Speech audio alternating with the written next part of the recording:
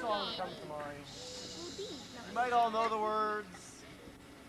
Sort of a special humming song if you don't know the words. Sort of the rocking back and forth with your friend next to you type of word. And I apologize for my voice, but you know, I'm happy with it. It goes something like this. Boy, we need that organ now. It's sort of like getting to know you. Getting to know you. Da, da, da, da, da. This is a chance. This is a chance. Now, I've always been in these horrible situations. Now is the chance to find out whose parents started a naked commune. Who was shot by an arrow? Who dances nude to Prince? Whose truck got stolen while visiting Beth? Who danced on MTV? Who is a pet napper? Dastardly. Who is Dumbo? And who stole the toilets? That's the key question. I have before me all these secrets and more on these sheets. I'm going to pass these sheets out at various points. The only persons that need these, staff do not need these. All they need are handy-dandy pencils. What we're going to suggest to you is that staff are going to sit around on the oval in a very casual manner. And what you want to do is find out what staff belongs to what secret. And the best way to do that is to go up to them and ask. We don't like to lie. So Maya slept. Maya slept would be Maggie Lamont, for example. And I'd say, oh, Maggie, did you force feed your father? And you'd say, for example, maybe. The answer is no. Maggie did not force feed her father. A hint. A hint. It's the first year we've ever given out hints. I've got to give these things out here. Take these. What you need is a paper and curiosity. You don't need any of these. Once you find somebody, once you find somebody, we ask people to sign the number. Sign next to the number by your secrets. It sounds like an impossible feat to happen. A Nick. Nick. Thank you. I need another pencil. I still have some forms here. I know I only have a couple hundred. No, you guys don't get pencils. Oh, just us. We need initials. Oh, just me and you get pencils? You do not have one?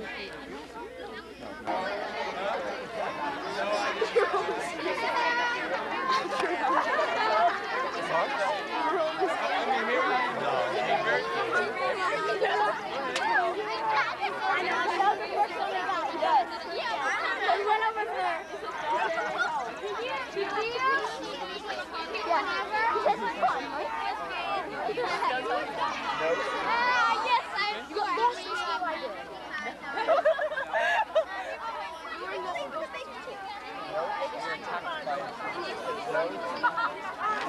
I'm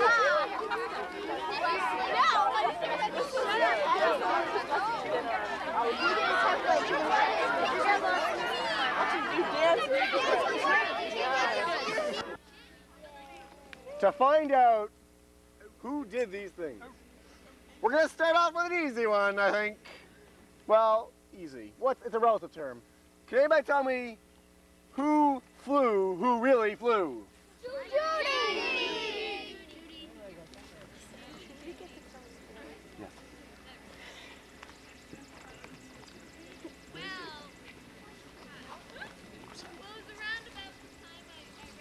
Speak louder! Stand up. Stand in the middle. Stand up. Stand up. Somebody get the bundle of sticks. We have to be quiet. It was around about the time I read Jonathan Livingston's Seagull, and I became very determined to fly.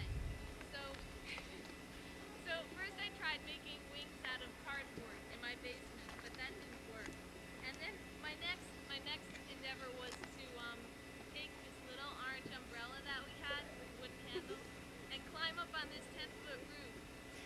and jump off. And that worked pretty well. I did that for several years, I think. I would just get up there with my little orange umbrella. My brother remembers. And then after that, I graduated to a 20-foot, no, it was maybe 15-foot without the umbrella. And I tried that a couple of times, but it hurt my shin so much that I decided to stop. And that was the end of my flying career.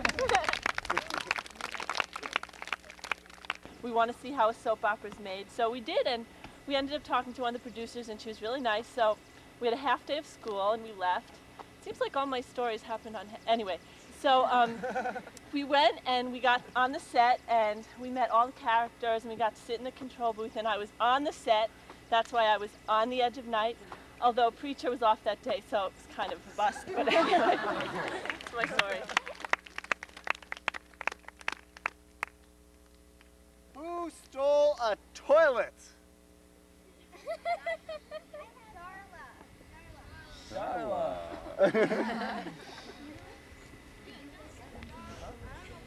Yes, it's true. I stole a toilet. I didn't need a toilet. I just wanted to steal it for some reason. It was sitting out in the middle of this field, and I was with my best friend, who's Margaret. Everyone knows Margaret. She gave you a horseback riding lesson today. And I guess we were so bored. It was when we were about 15. We were so bored that it struck us that it'd be really funny to steal this toilet and to put it at this place. It's kind of a funny name. This place called Dead Dogs. But it's like this big open field where they had used to grow wine grapes. And a lot of people from our high school would go there and park at night and stuff and look at the stars and everything. And do gardening, right? And they would garden naked. So anyway, we stole this toilet, and I was laughing so hard that I wet my pants. Really embarrassing. Not in the toilet. We stuck it in the front seat of her little Volkswagen, and Margaret drove, and I sat in the back seat holding the toilet up. We drove over to this field and put it underneath a tree. And that was our big thing for... No, I don't. Yeah, I'm sure we named it, but I don't remember what it was.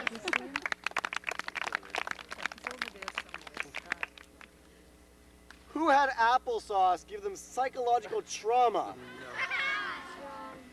Who? You put that down wrong. When I was about 4 years old, we were in the car driving somewhere, and my little brother, who's still an infant, my mom's trying to feed him baby food, and he's refusing. So my mom turns to me and says, "Scott, why don't you show your brother how good this baby food is?" And I'm going, "No, I don't want to." And she goes, "Come on, Scott, show him." I'm going, "No, I don't want." She goes, "Scott, I want you to show your brother just how good this baby food is."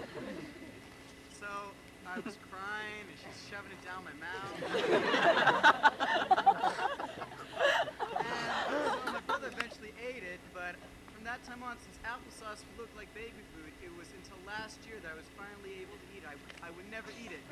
It just gave me shudders all the time. Finally, some people, a real support group, they said, "Scott, try some applesauce." I tried it and it actually tasted pretty good. Yeah. Who is shot by an arrow?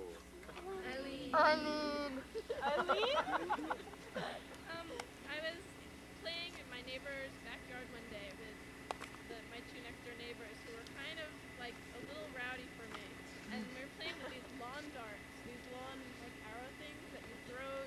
You're supposed to get them in a hoop or something. And he threw one at my leg and it went right through it. I went to the emergency room. CPR.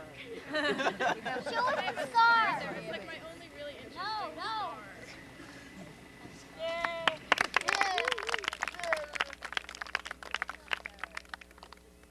All right. Who got stopped for smuggling drugs? All right. Okay, Ian exaggerated on the story. Poetic justice. I say no to drugs. I'm against drugs. I was in the airport all by myself, and I was there early, and I had to catch this plane. So what I did was I just walked right through. I didn't check in. I didn't put my bags on the little thingy.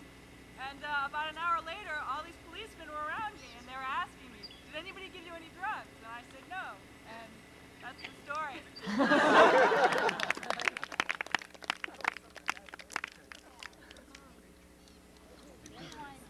Whose brother was in Ghostbuster 2? What part? Ian, you didn't use the computer because you made a lot of mistakes. It's poetic justice.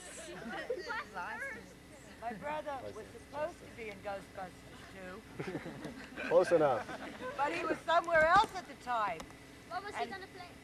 He was going to be an extra in the fireman scene at the end when everyone's singing and they're all standing there singing Auld Lang Syne. Oh, now I can't go see it. I know. Believe me, that won't spoil the fun of it at all. Anyway, they didn't tell me that he missed it, and I went to see the movie. And it's right at the end, and there's that scene, and I saw somebody who looked just like my brother. And I start screaming, there's my brother, there's my brother. And the movie ends, and I go and I call him, Ma, Andy's on television, Andy's on the movie. Next day I called my brother, and he said, I wasn't there. So my brother wasn't on Ghostbusters.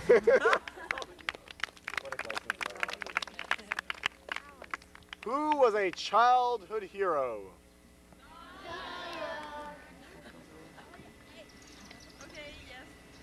Very modest statement, which again, Ian. I did actually save someone's life when I was 5 years old. We were swimming, lived in an apartment building, and my parents' friends, my mother and her friend had kind of gone a little bit away from the pool that we were at, and it was me and a 3-year-old, the other woman's son, and we were playing on this kind of short ledge, and then he just sort of walked and suddenly just fell off this ledge, and he didn't come back up. And I guess they couldn't have been very far, but in my perception then they were very far. So I walked over, called off the edge of the pool, and lifted him up and started yelling, and then they came and took him out. And I guess I saved him. Now, see, I think she was a child hero. I don't see anything wrong with that. I do. Who was a compulsive hitchhiker in 4th grade? John, say it ain't so. It's not what it seems. Well, actually, it is what it seems. It was like a funny thing for me and my friends in the 4th grade. We didn't hitchhike, we tried to. They after school, while we were waiting for our parents to get here, we'd go, my school was right by a road, a major road, so we'd stand there and act as if we were hitchhiking. Well, and my mother never caught me because we always stopped before she got there. I learned my lesson one day because it was snowing. This is a true story, obviously. And my parents never came to pick me up because what happened, I found out later, was they'd gotten into an accident on the highway coming over. They were fine. And they never picked me up, and all my friends went home, and I was really nervous, and I didn't know what was going on. And a car actually came by and offered to take me home. So it's like the other way around. Instead of me looking for a car, it came for me. And I remember exactly what it looks like. It was a silver limousine. And he came and he took me home. And without that, I wouldn't have had a way to get home. Because then I found out that my parents were in the hospital or whatever. Who's the guy in the silver? I never found out who he was, and I never heard from him again or anything. But that was the end of my hitchhiking career, yeah.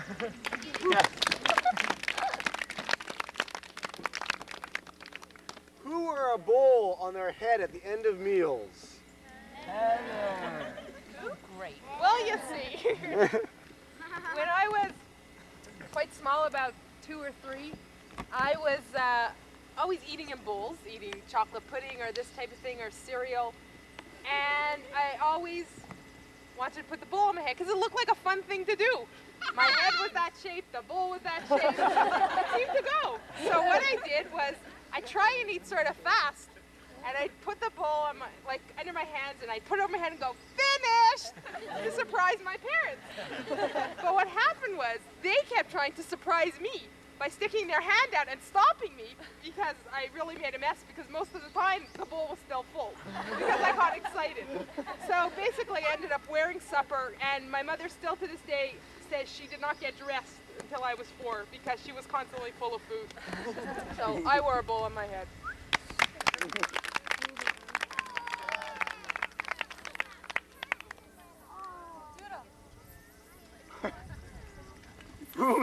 Who made a snowman on the ball field? Margaret! Oh, yes. Well, I was here in March, and I'm never back east in March since I'm from New Mexico, and I was only about an hour away, and it just happened to be snowing really, really, really, really hard. And, yeah, it snowed hard. And I had always wanted to see what camp looked like full of snow, because I knew that it got that way. I had just never seen it. So I drove up here to see if I could get in, and luckily there were some other people here, Max and Ken and Carl and Julie and a few other people, and so I could drive in because they had snow plowed the road, because otherwise there was like 3 or 4 feet of snow on the ground. And I drove right down here and I walked around, and it was great. And then there was so much snow that I just started rolling it around. I had never really made a snowman out of really good sticky snow. It only took like 3 rolls, and I had a huge ball. So I just kept making them, and I made a big snowman over there.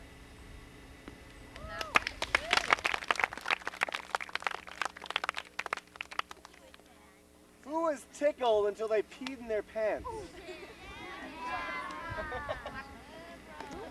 brother, my father thought it'd be fun to tickle me, and they did. And I was like, torture after a while, So I was like screaming, I was like, stop, stop, and of course he didn't stop. And I've always peed in my pants. So I ran to my bathroom, which is not that far away, and I knew I couldn't get my pants down in time, so I just peed right on the floor, and they were just looking at me.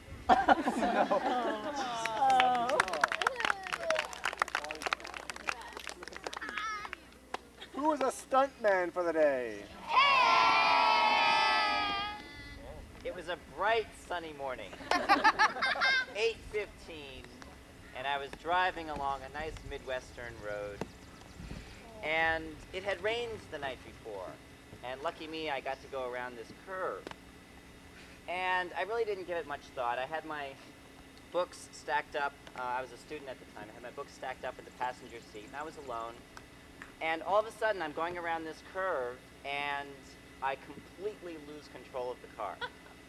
And just like a stuntman, I was screeching from one side of the road to the other, just like this. And the first thing that hit me was... A tree. No.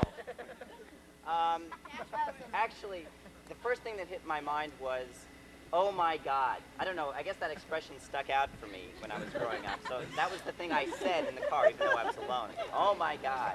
So I hung on to the steering wheel and I said, okay, I've got my seatbelt on. That's the most important thing. And I'm screeching, and I finally get to the edge of the road on the other side, and I'm crossing back and forth, and I finally get to the other side, and my back tire catches on the road, and I turn over twice, sideways, like this, and I'm seeing my books flying all over the place, dirt, and my back window crashed in, and I'm still saying, oh my God! And luckily, I landed upright. The wheels landed on the ground, and the ignition was still going. It was going like that. And so I had to turn the key off because I didn't know if I was going to blow up or not. And I tried to get out of my door, but my door was stuck. And I looked at my body, and I didn't have a scratch on me. And there were books all over the place, and I remember I had my phone bill. I had to pay my phone bill. So I grabbed my phone bill, and I went out the other side. And I went up the hill, and it was into a ditch. I mean, I rolled down this little hill, and it was a ditch, and I went up the road. And 10 seconds later, a salesman comes by, and I wave him down, and he picks me up, and he drives me back to Grinnell, the small town that I was at. And I told him the whole story, and I was shaking like a leaf for about 3 hours. And then I didn't drive for about 3 days after that. So when you're driving and it's a little slippery, be very, very careful.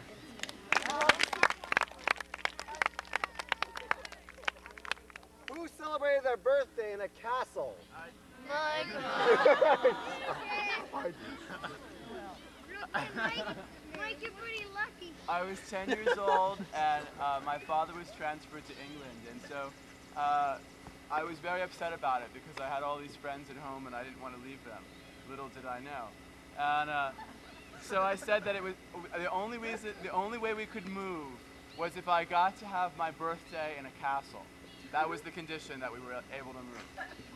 So along comes along my 11th birthday is coming up, and my parents planned this trip to Ireland.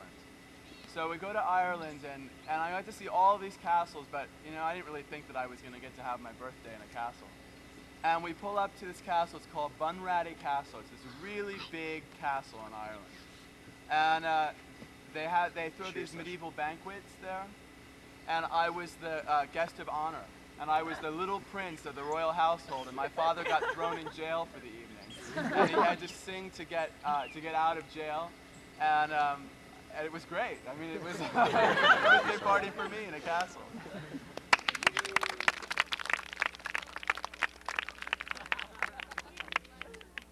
Speaking of jail, who was almost arrested as a terrorist? About 6 months ago, I was going to school in Europe, and for one weekend, I took a weekend trip to Spain from Italy. And while I was in Spain, actually within the first hour I got there, my bag was stolen. So I was without luggage or anything, or clothing. And so at the end of the weekend, when I came back into Italy, little did I know I was fulfilling many requirements for a terrorist. And there was a terrorist alert at the time. I was alone, which is a major qualification. I was without luggage, which is a major qualification. I was wearing an army jacket, Sure, give away. and I was wearing clothing which was 4 days old, so I looked unshaven. And I was the first one off the plane and walking quickly. So as I went through security, well, if you're ever in an airport in Italy, every officer there has a machine gun with their finger in the trigger. And about 5 of them enclosed on me with the machine guns raised, and sono americano, sono americano. Reached in, saw my passport, gave me a full body search, and I was out of there. But almost. Who tried to drown their sister in a bathtub? Sharon! No, I didn't.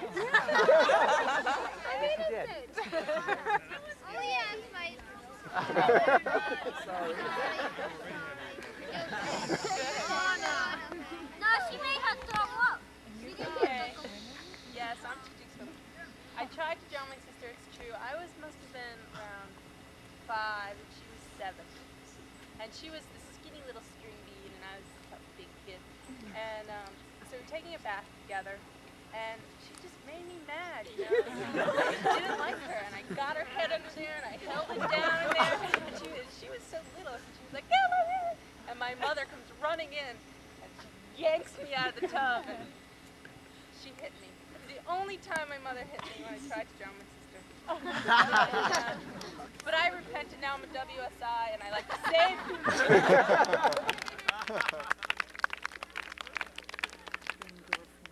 Who was almost named after underwear? Many, many moons ago, before I even existed, my parents were talking about what they should name their child, because my mother was pregnant. And they said if I was a girl, I should be named Rachel. If I was a boy, I'd be named Benjamin. They wanted a middle name. And my dad thought it would be quite the funny joke if my middle name was Vernon, so I could be named after BVD. My mother was a little too against that, so we got away though with naming me after B.S. Pulley, who was an old vaudeville comedian who used to balance on his pinky and sing songs. So my name is Benjamin Saul Dorfman, and not Benjamin Vernon Dorfman.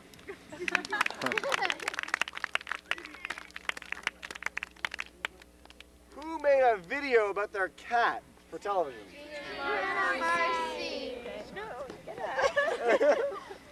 Okay. This past December, mine and Trina's brother got married.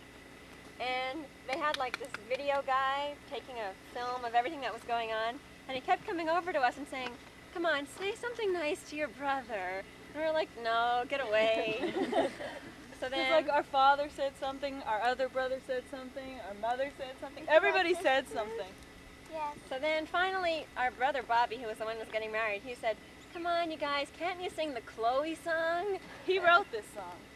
Right, and it's a song we sing in honor of our cat. Because we think she's like the most beautiful cat ever. And actually, Trina has a picture of her. You pass around. She's white, she's fluffy. So, well, we sang the song in the video, and it was really embarrassing when we had to watch it. They had to practically tie us down to watch it. It was horrible. But we thought we'd sing you the song, and anyone who wants to can join in. Some people know it, okay? Some people know it here already. They've met Chloe a couple people. Okay, 1, 2, 3. Chloe, you are the cutest cat. Chloe, what do you think of that? Chloe, you're really snowy, and that's why we love you. Chloe, you are the cutest cat. Thank you.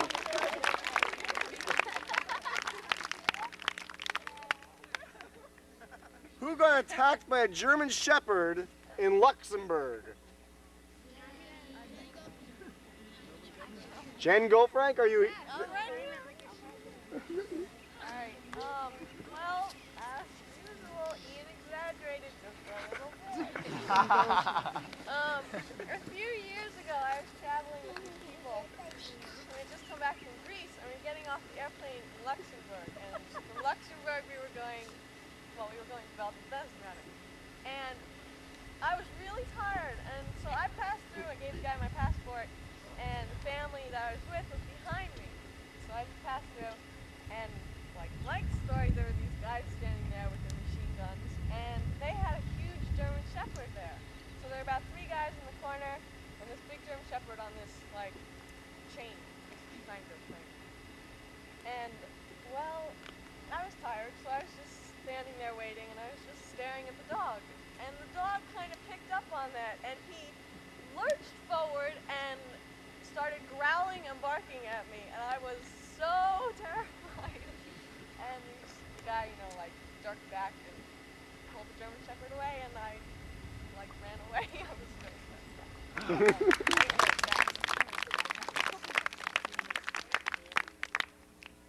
Who got lost in the school library? A few years ago, when I was a freshman in college, I was walking through the school library, and I had to use the bathroom, and I hadn't really been in the library before. And so I was walking, and as I got to the door, I could see this man by a payphone, a student, and he smiled at me, and I kind of thought I knew him, but then later I realized why he smiled, because I opened the door, and I walked in, and I was kind of daydreaming. And there I see a man going to the bathroom right there. And I was very embarrassed, and I quickly turned to leave. But it was more embarrassing when I saw the man by the payphone laughing at me. And I just went and tried not to let anyone know I did that.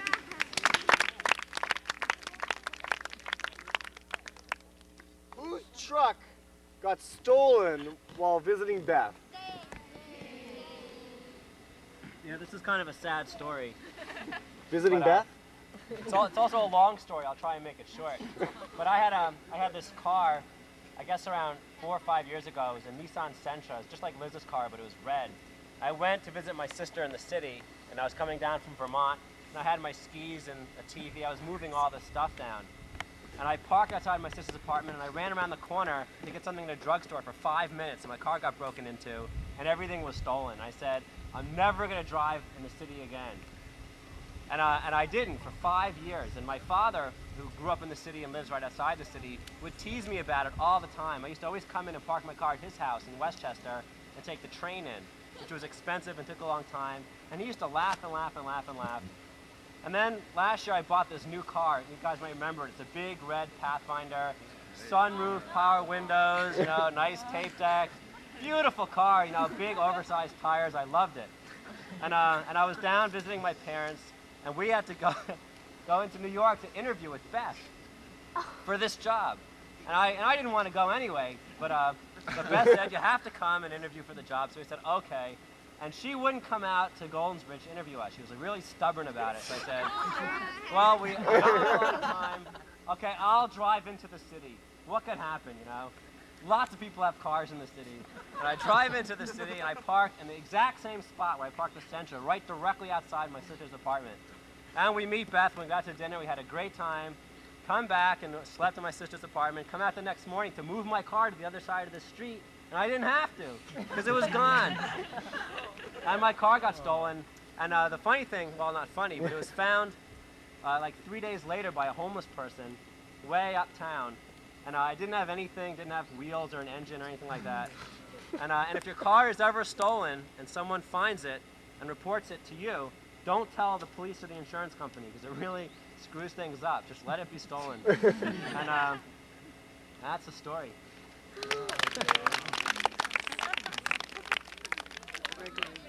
Continuing with the theme of transportation, who got lost on the way to camp? Let's have a loud bunch. Okay, well, I left for camp that Monday, and I caught a 10:15 bus out of New York to Northampton. And so at about 2 o'clock, I think we arrived in Springfield. And I was hungry and I wanted something to eat. I wanted lunch. And so the bus driver said, well, we have a 15, 20-minute layover. So I said, fine. So I went and I got something to eat, and then I came back and I got on the bus and I sort of sat there and I took a nap. And I woke up and I felt strange, and I felt like, well, I feel as if I'm going a lot further than I should be going. So I asked the bus driver, instead of going to Northampton, he told me I was going to South Station, Boston. Way past when I should have been going. So I had to go all the way to South Station, Boston, wait for an hour, and then get back on the bus and spend 2 hours getting back down from South Station, Boston to Northampton. And it was that dreadful, no good Peter Pan line. Don't take Peter Pan. Who choked their father? Yeah. This is funny because, you guys talk to me, and then you finally get it after much ado, and then you ask me, is he dead? Was I arrested? Did I get handcuffed? And I was only 6 years old. So. The thing with my brother Carl, he's older than me, by 20 months. We shared the same room, and my father, he's a cook in the house.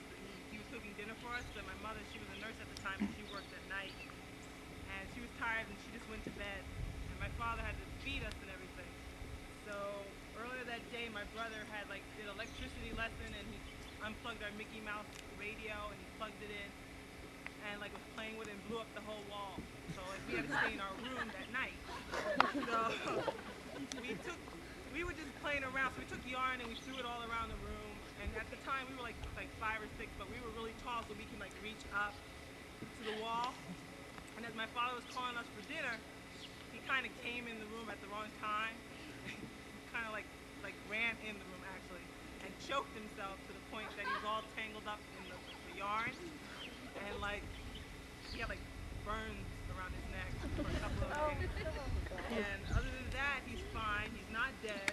He's living in New York, and that's it. How long was it before you and your brother were able to sit down?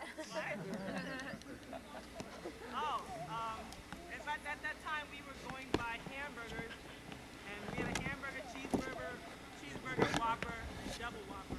He got double Whopper. Whose 5th grade project is carried by millions of people? Well, it's a true story, but I don't know if you'll find it funny. I came home. I'm from a large family, and my father believed that when we'd come home from school at dinner is when you told him everything you did during the day. So I showed him this wonderful project I did for my American history class. And all I did was go to the library and Xerox American symbols. I had the flag, I had the White House, and then I had the eagle, and I had this symbol of an eagle with the round circle on the outside with all the ivy, real fancy-dancy, like presidential seal. So my father at that time was working for the State Department, and he's in charge of people trying to forge passports. He's the expert on paper and all that, and he was picking out the new paper for the new passports. And just because my assignment was in front of him, all these light bulbs went off, and he said, "That's mine now," and he took it to work, and the next thing I knew, the new passport had my 5th grade project on it. So if you own a passport and you see that pretty nice little eagle, it's because I came home from 5th grade, showed my father my project, and he liked it, and now it's on the new passport.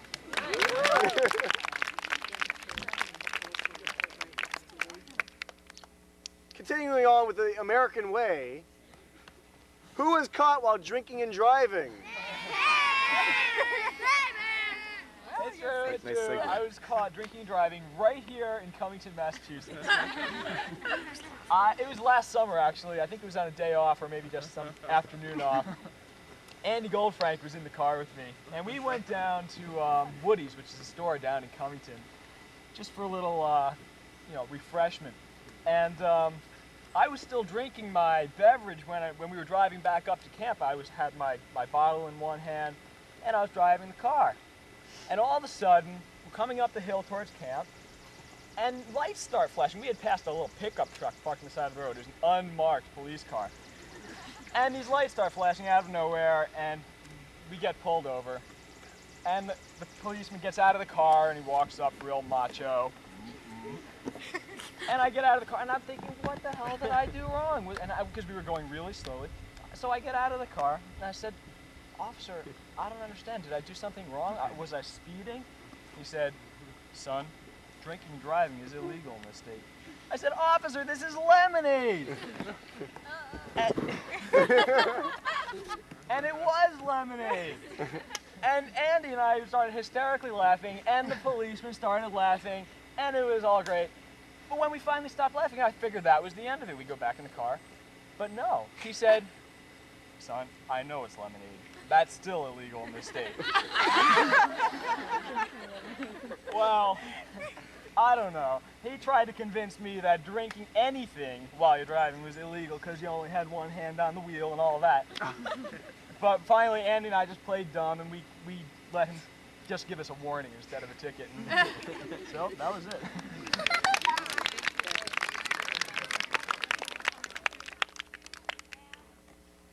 Who was a pet napper? When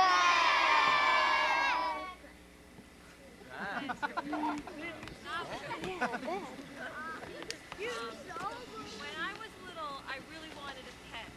And my brother, Steve, was my big brother, he had a dog. His name was Tempe, he was a black Labrador. And my brother Adam, he had guinea pigs. And they were furry and lovable. And my mother said I could have fish.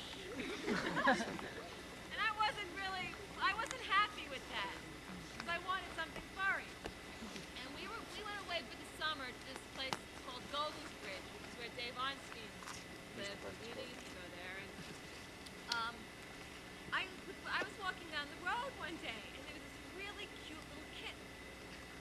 And it was a red kitten. And it had little white boots. I knew it was named Mittens. It was Mittens. And I wanted her, or him, I didn't know at the time. And I said, well, it looks like it's lonely. It's in the middle of the road. And just because it has a collar on, doesn't mean anything. So I took Mittens. But I knew my mother really wouldn't want Mittens in the house. So I just put Mittens in the basement. And I was very happy because Mittens was in the basement.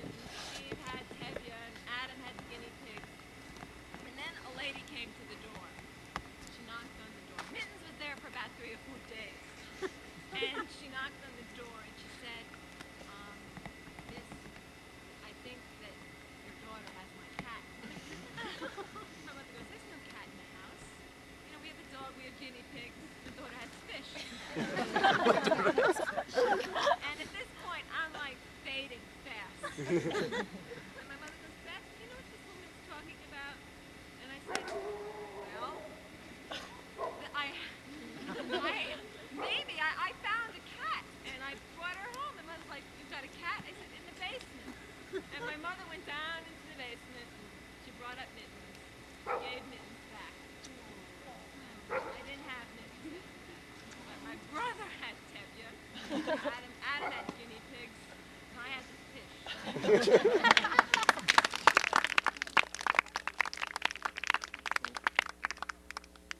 Who was ticketed for illegal soliciting? Nick. Nick. Where is Nick? This is kind of a letdown because it's exaggerated, but don't play me in because it was both of us that did this one. There's a joke in what it says, but that's not something I'm going to touch on. I go to school in Missouri.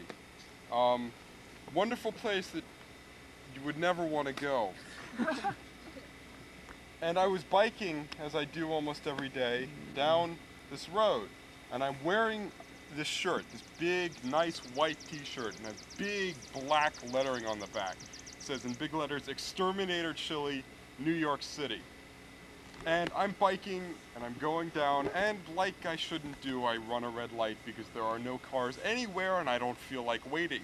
Well, there was a car. There was a cop car sitting in the trees right at the corner. And I'm going along, and this cop car turns on its lights and pulls me over and says, boy, you ran a red light. And I'm like, yeah, but I'm a bike. And he's like, boy, that's illegal in Missouri. Except he didn't say Missouri. He said it the way they've said it. He said, boy, that's illegal in Missouri. And I'm like, you can't even pronounce it? Which I shouldn't have said. Because I should have just thought it, but I said it out loud. And he's like, boy, what's this shirt you're wearing? And I'm saying, it's just a t-shirt. And he's like, boy, it says something on it. And I'm like, yeah, it's a restaurant in New York. I bought it there. I live in New York. Which I also shouldn't have said, because Missouri hates New York. So he says, boy, you know, you gotta have a license to advertise in Missouri. And I'm like, I'm not advertising, I'm just wearing a shirt. And he's like, boy, don't get fresh with me. So he writes me this ticket for running a red light. And in Missouri, it doesn't say illegal advertising. It says illegal soliciting. Now that can mean many things, so I have been ticketed for illegal soliciting. That's it.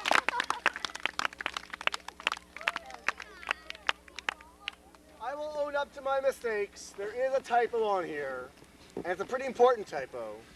So I'll read it as it was supposed to be written. Who paid $55 to work at Shire Village? Jan. Okay. Oh, Jan. Okay. Well, first of all, when we were playing this game, a lot of people came up to me and said, "You got bribed, bad. You got bribed." And I said, "You can't say that until you hear my story." Okay. To work at Shire Village, you have to have an interview. So I had to drive into New York City to meet Beth for an interview. So I drove in with one of my friends because it was nighttime and I didn't want to drive alone. So we drove in, and I think my interview was at 7:30, and I planned everything. I got there at 7:10, and because I want to be on time, So I was driving around, and finding parking wasn't very easy. So I was driving all around, and I finally saw a spot that looked like it might be okay, but it really wasn't. But I didn't know that because, I went in for I parked, okay, and I went in for my interview, and I came out at 9:40. And when I went to my car, there were 2 tickets, and I was ticketed at 9:35. So first of all, I missed the tickets by 5 minutes.